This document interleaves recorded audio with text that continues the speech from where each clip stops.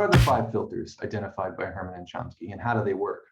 Well, just to name them really quickly, the first filter is the size, concentrated ownership, owner wealth, and profit orientation of the dominant mass media firms. The second filter is advertising as the primary source of income for mass media. The third is the reliance of the media on information provided by the government, business, and experts, funded and approved by the primary sources and agents of power.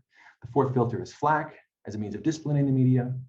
And the fifth is anti-communism as a kind of national religion and control mechanism. So to begin with the first filter, the size, ownership, and profit orientation of the mass media, Herman and Chomsky give examples going back to the 19th century, showing that mass media has almost always been a rich person's game. The price of entry into the mass media market and the cost of keeping a media outlet up and running are simply too prohibitive for small dissident operations to take up a significant portion of the market. So either they can't gain entry in the first place because they can't afford to get set up, or the major corporate media players flood the zone so thoroughly that dissenting views sound marginal and out of touch and can't really take over any part or no significant portion of the airspace. Now, at the time of their analysis in 1986, there were 24 large profit-seeking corporations owned and controlled by quite wealthy people that constitute a kind of top tier of the media market. Now, the top tier of the media market, according to Herman and Chomsky, defines the news agenda and supplies much of the national and international news to the lower tiers of the media. So basically, the vast majority of news is being produced by about 25 massive corporations in 1986. Now, many of these companies were fully integrated into the market. And that means that they face pressures from stockholders, directors, and bankers to focus on the bottom line. And so media outlets can't concentrate entirely on just depicting the world as it actually is and speaking truth to power and so on. They have a financial bottom line and they're answerable to stockholders. What's more, because there's only a small number of large media firms that can buy out other media firms, these media firms live in constant fear of takeovers, and this forces their management to focus aggressively and unequivocally on profitability in order to placate owners and to reduce the attractiveness of their properties to outsiders.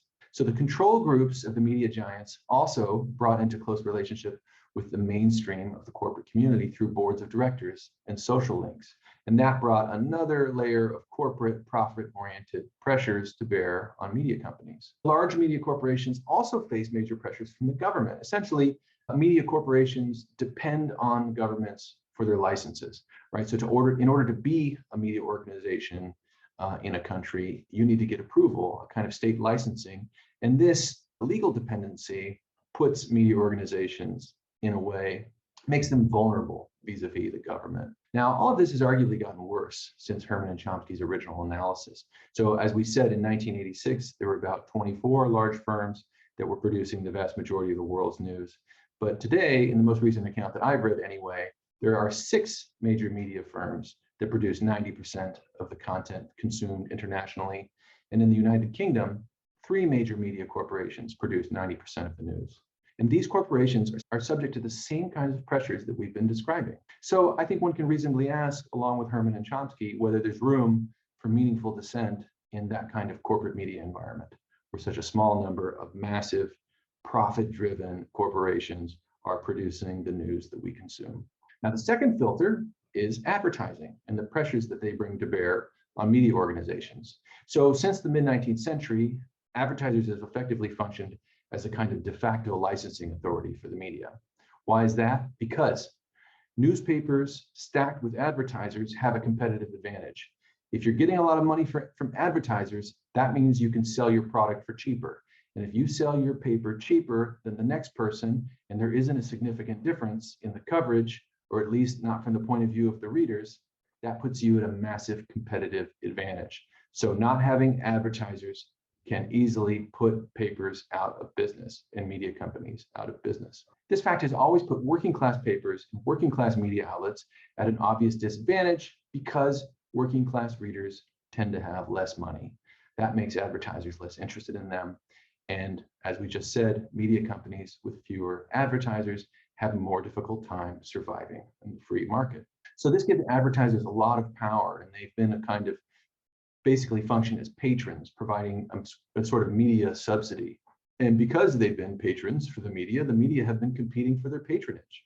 Media companies have specialized staff soliciting advertisers, working to meet their needs. And in this framework, media patrons become a kind of normative reference organizations.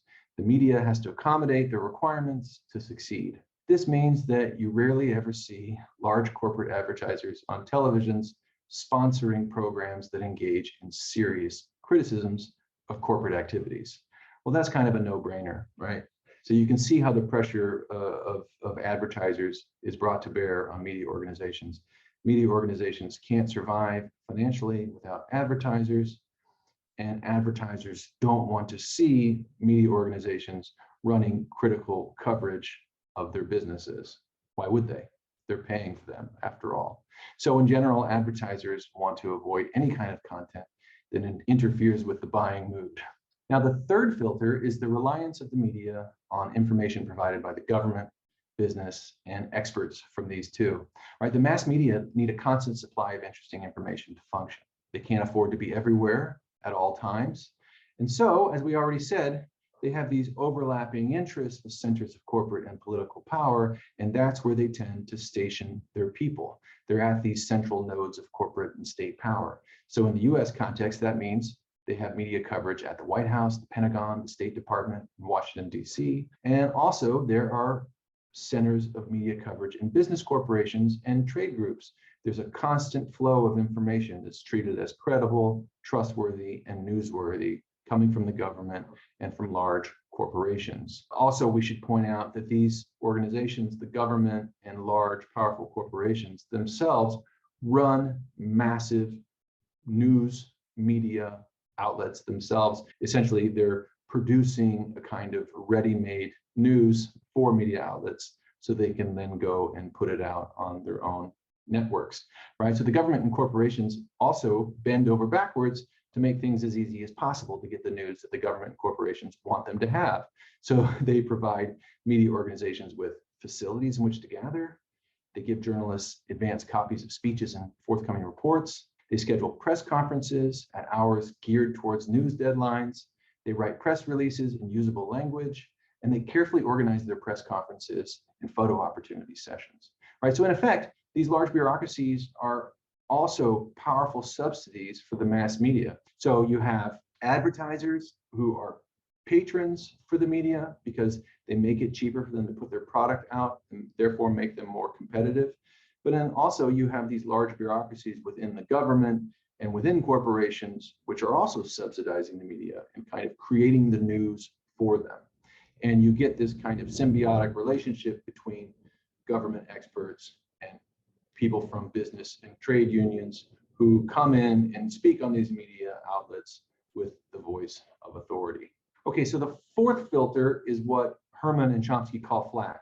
So flak just means strong criticism or opposition, and it's a military term that refers to guns firing from the ground at enemy aircraft. And in the context of the propaganda model, flak just refers to the negative responses to media statements or programs, right? It may take the form of letters, telegrams, phone calls, petitions, lawsuits, and so on. If flak is produced on a really large scale, it can be uncomfortable and very costly to the media. So probably the most common strategy that's familiar to all of us is to design a flak campaign so that advertisers will withdraw their patronage. Because, as we saw earlier, large media companies, in order to be competitive economically, in order to survive financially, they need advertisers. So if a flak campaign can get advertisers to withdraw, it can effectively force the media outlets to change the story that they're telling. Finally, the fifth filter that they talk about is anti-communism as a kind of ideology and religion. Communism has, ideologically speaking, is a kind of ultimate evil. It's always been a specter haunting property owners as it threatens the very root of their class position and their status. So this ideology is very effective at mobilizing the populace against a common enemy. And it's also useful because it's very vague. If you pay attention to contemporary conservative media in the United States, they'll call anyone they don't like a communist. Right? The Republican Party has sort of elevated the Euro-communist game to an art form. They're playing it for all it's worth. If you watch Fox News, you'll see they regularly will compare President Biden's policies to those of contemporary China. They will argue that the Biden administration and the Chinese government are similar with respect to some type of repressive, authoritarian, communist practice. But then they will say, but President Biden is more communist, more authoritarian than the Chinese government. He's promoting a kind of even more radical form of communism than China is. And somehow this gambit works because the ideology of anti-communism is incredibly powerful in the contemporary American context. So in sum, the 5 filters narrow the range of news that passes through the gates and even more sharply limit what can become big news subject to sustained news campaigns.